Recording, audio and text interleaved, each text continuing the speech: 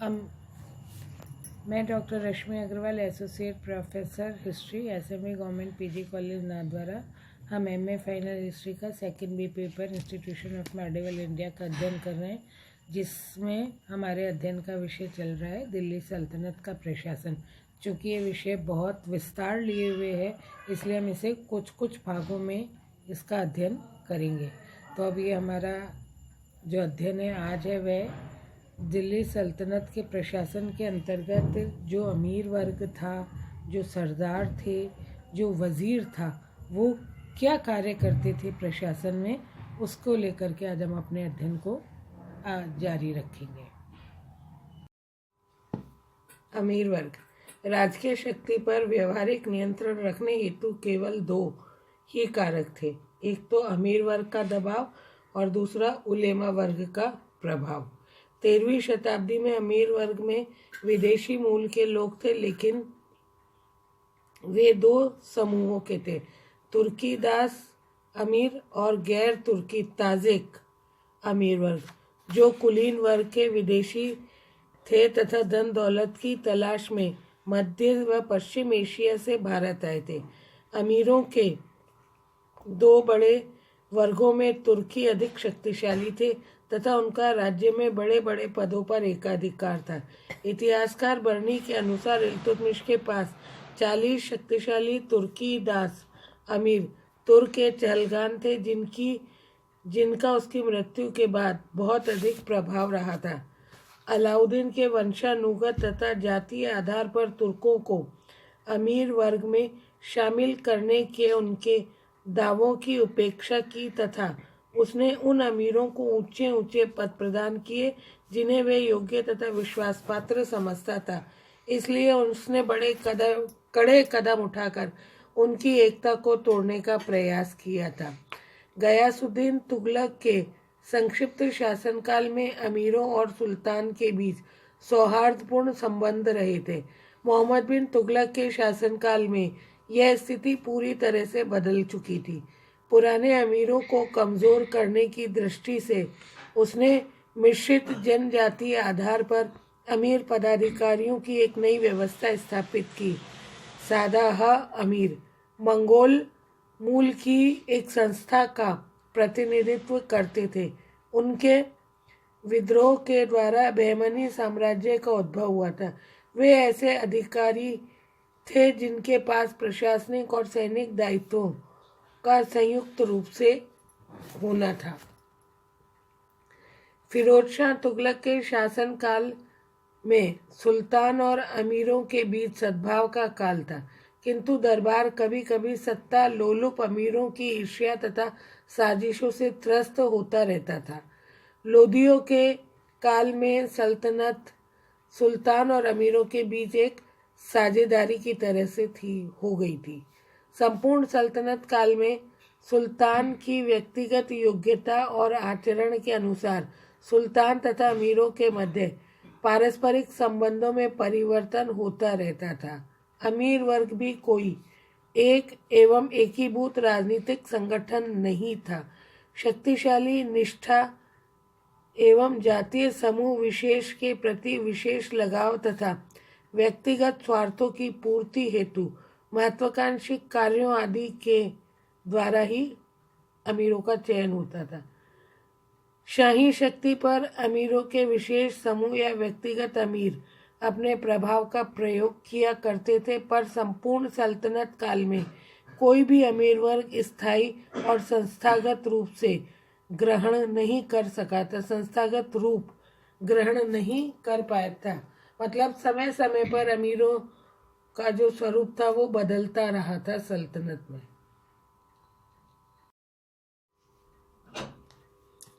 वजीर एक अरबी कहावत है, सबसे वीर मनुष्यों को शस्त्रों की आवश्यकता होती है और सबसे बुद्धिमान राजाओं को मंत्रियों की आवश्यकता होती है। यह बात दिल्ली सल्तनत के विषय में शायद ठीक है। दास वंश के शासन काल में लगभग 4 वजीर थे। पहला वजीर आरिज़ मुमालिक, दीवाने इंशा और दीवाने रसालात। कभी कभी नायब या नायब ए मुमालिक भी नियुक्त किया जाता था। यह बहुत शक्ति का प्रयोग तब करता था जबकि सुल्तान कमज़ोर हो जाता था। साधारणतः यह वजीर के नीचे होता था। बाद में सद्र उस सुदूर व दीवान कज़ा के पद भी मंत्री स्तर तक ला दिए गए थे। इस प्रकार दिल्ली सल्तनत के अधीन 6 वजीर थे। शाही अंतपुर हरम का नियंत्रण कठोर अर्थ में वजीर न था, किंतु वह एक वजीर की अपेक्षा अधिक शक्तियों का प्रयोग किया करता था। दिल्ली के सुल्तान अपने राज्य में सबसे योग्य व अनुभवी मनुष्यों को रखते थे। उन्हें उनकी राय व परामर्श लेने व जनमत से संपर्क में रखने के विचित्र अवसर मिलते ही थे। सुल्तान के लिए वजीर लोग सच्चे सेवक थे और वह उसी के प्रति उत्तरदायी होते थे, किंतु इसका यह आशय नहीं है कि वजीर की वास्तविक शक्ति कुछ नहीं थी। वजीर की स्थिति व शक्तियां कानून द्वारा सुस्पष्ट की जा चुकी थी और उन्हें प्रथाओं की स्वीकृति प्राप्त थी।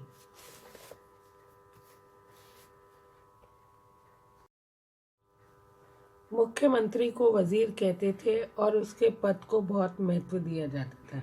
वजीर सुल्तान व प्रजा के बीच रहता था। उसे राजसत्ता का भागी समझा जाता था। यह माना जाता था कि वजीर के बिना कोई भी साम्राज्य स्थायी व समृद्धशाली नहीं हो सकता है।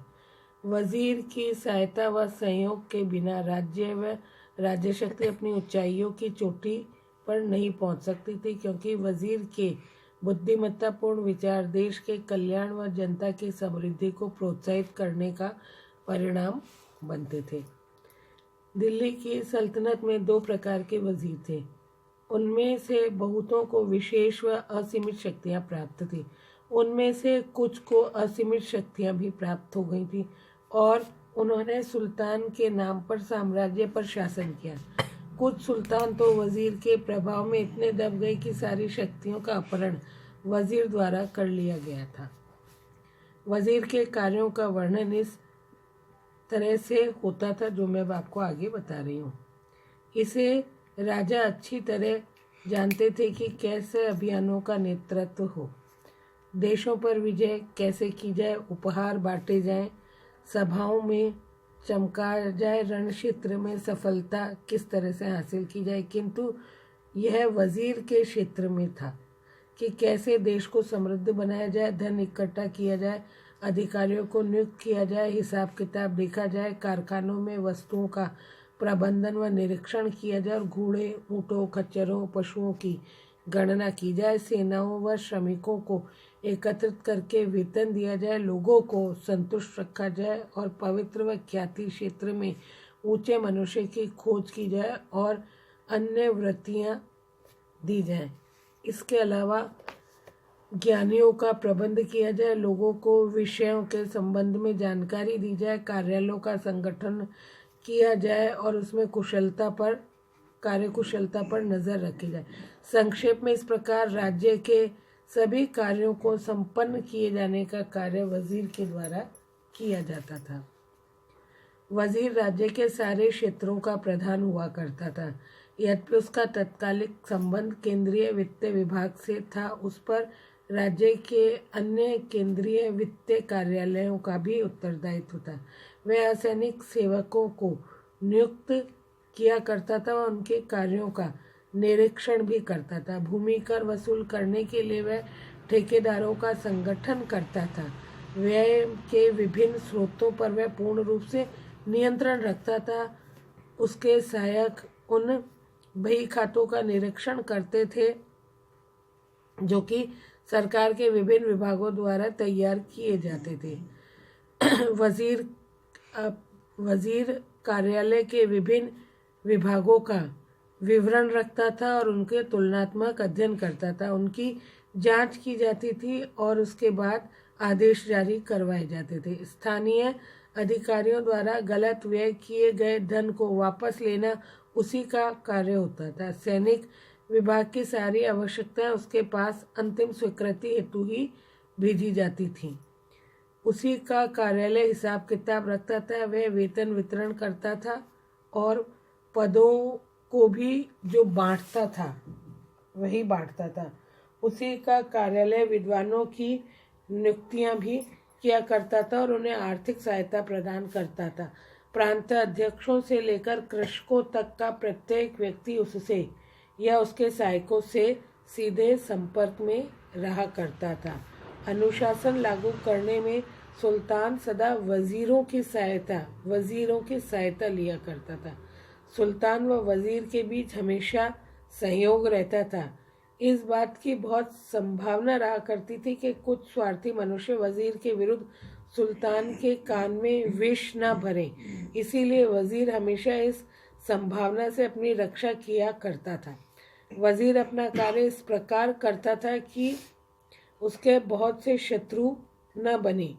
बहुत से वजीर सुसंस्कृत व उत्तम रुचि के मनुष्य थे। केवल खान जहान मकबूल ही एक अपवाद रहा था वजीर पद पर। इसी के साथ हमारा ये सरदार, अमीर और वजीर के पद का अध्ययन यहाँ समाप्त होता है।